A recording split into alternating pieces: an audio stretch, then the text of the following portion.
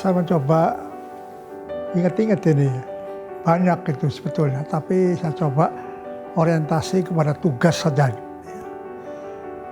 Jadi pertama-tama saya menyadari ya, bahwa Pak Harto memposisikan sebagai mandataris MPR, meminta saya untuk membantu tugas Presiden secara keseluruhan di bidang perencanaan dan pelaksanaan WASRIK. WASRIK itu pengawasan dan pemeriksaan pembangunan nasional. Jadi tugas yang seperti ini sudah menjadi kebiasaan Pak Harto selama menjabat Presiden. Karena waktu saya menjabat itu Pak Harto sudah saya Wapres yang ke-6. Jadi untuk Wapres yang sebelumnya dari yang kedua, ketiga, keempat, kelima. Yang pertama Bung Hatta ya, nggak sebut. Mulai kedua saja, mulai Pak Sultan, kemudian Pak Adam Malik, Pak Umar, sampai Pak Darmono, dan saya. Tugas semacam ini senantiasa diminta Pak Harto dilaksanakan oleh Wapres selaku membantu beliau. Dan saya membagi tugas ini tentunya karena ini meliputi pelaksanaan dan perencanaan. Di dalam perencanaan kita dengan staf merencanakan kebijakan-kebijakan apa saja ya, yang akan dipakai di dalam pemeriksaan itu. Dan setelah ini ditemukan dan meliputi semua aspek kegiatan, baru kita laksanakan di seluruh wilayah Indonesia, di pusat dan di daerah. Oleh karena itu, cara kerja saya tentu 2,5 tahun itu saya pakai keliling Indonesia, ya, 2,5 tahun, masuk semua provinsi yang ada di Indonesia. Kemudian sisa berikutnya 2,5 tahun saya pakai untuk di pusat.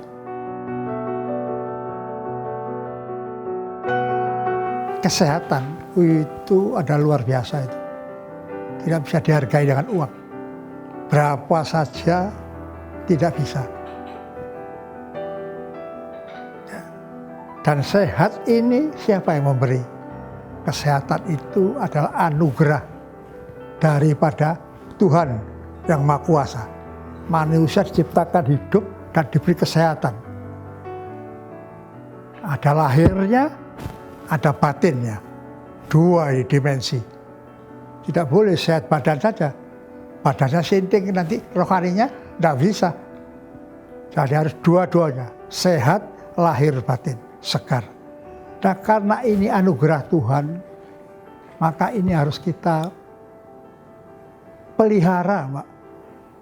Ya, ini harus kita pelihara dengan baik. Jangan dimain-mainin kesehatan ini. Nah kalau Mbak tanya, apa rahasianya Pak Tri? Sampai saat ini ada prinsip-prinsip dalam kehidupan saya. Ya, yaitu pertama, saya memakai satu prinsip bersyukur. Apapun, ya, mulai bangun tidur saya bersyukur, saya mau tidur saya bersyukur. Arti bersyukur tahu ya, mengucap terima kasih kepada yang membuat hidup ini. Saya dikasih hidup. Nah, jangan lupa itu orang beragama, bersyukurlah banyak-banyak. Dan yang kedua, kita upayakan prinsip-prinsip berusaha, ikhtiar, bagaimana supaya kita bisa sehat. Tidak banyak makan duit untuk beli obat. Ya, tentunya ini saya pakai satu prinsip pertama, keseimbangan, Pak. Kita harus berada pada zero line namanya. Ya, kalau grafik itu jangan melonjak-lonjak. Ya, kalau grafik itu melonjak-lonjak gini, manusia nggak kuat. Itu sering kena shock, kena stroke, pecah kepalanya. Tapi kita pakai zero line itu garis yang lurus. Jadi kalau Mbak dapat kebahagiaan, tarik segera sadar. Ya. Positif 5, tarik ke negatif 5. Berapa itu? 0. Tapi sebaliknya kalau saudara mendapat sakit, susah kan? Taruhlah minus 10. Loh, jangan sakit, susah. Kalau sakit pun kita berusaha. Kalau orang Jawa bilang, loro enak. Loh, kok bisa Pak? Oh, loro kok enak? Iya, karena sakitnya itu dia ikhlas, dia jalani, dia tidak menggerutu. Nah itu kalau Anda jatuh minus 10, kasih plus 10. Berapa itu? 0 lagi. Jadi hidup Anda carilah di garis 0 tadi. Itu garis keseimbangan. Keseimbangan itu harus dipraktekkan dalam kegiatan hidup. Apa itu? Mulai bekerja, bertugas ini, ya, beribadah, karena Anda beragama. Jangan lupa berolahraga, ya, kemudian istirahat. Istirahat itu relatif seperlunya, jangan mengada-ada. Ya, mentang-mentang kerja istirahatnya harus ke London, istirahat ke Paris, jangan. Istirahat yang proporsional saja.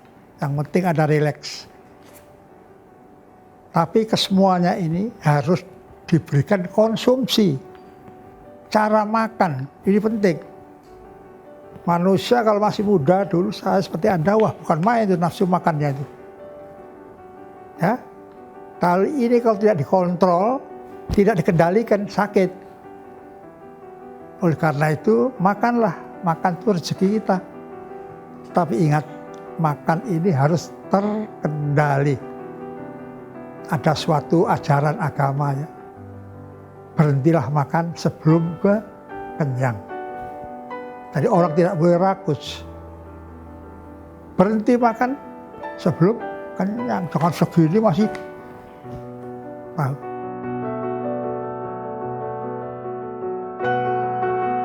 Saya mengharapkan, berpesan kepada generasi muda supaya tetap tekun belajar dan berjuang secara kreatif dan inovatif dengan semangat yang berkobar-kobar agar kita tidak tertinggal oleh bangsa lain. Khususnya di era globalisasi sekarang. Ya, sekarang ini eranya global ini, semuanya bergerak.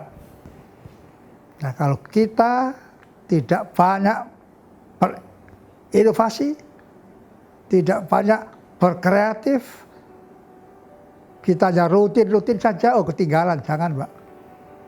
Ya. Anda harus bangga menjadi bangsa Indonesia yang hidup di tanah air yang subur ini. Ya punya apa saja di sini. Mining lengkap. Ya, tanahnya subur, mau tanam apa bisa. Tinggal mikir. Pikirlah nanam apa nanti. Yang paling produktif, efektif, efisien. Kalau terjadi sesuatu, misalnya krisis pangan. Ya, kita tidak bisa makan beras lagi. Gandum tidak datang, oh pasti banyak Indonesia pilihan. Nah, pikirkan generasi muda, teliti itu.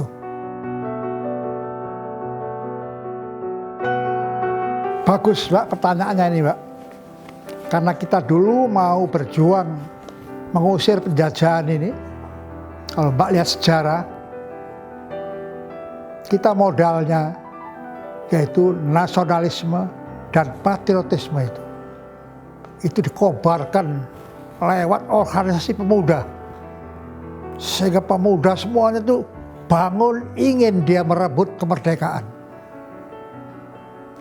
Dia dengan cara non maupun kooperasi maupun non kooperatif dengan penjajah.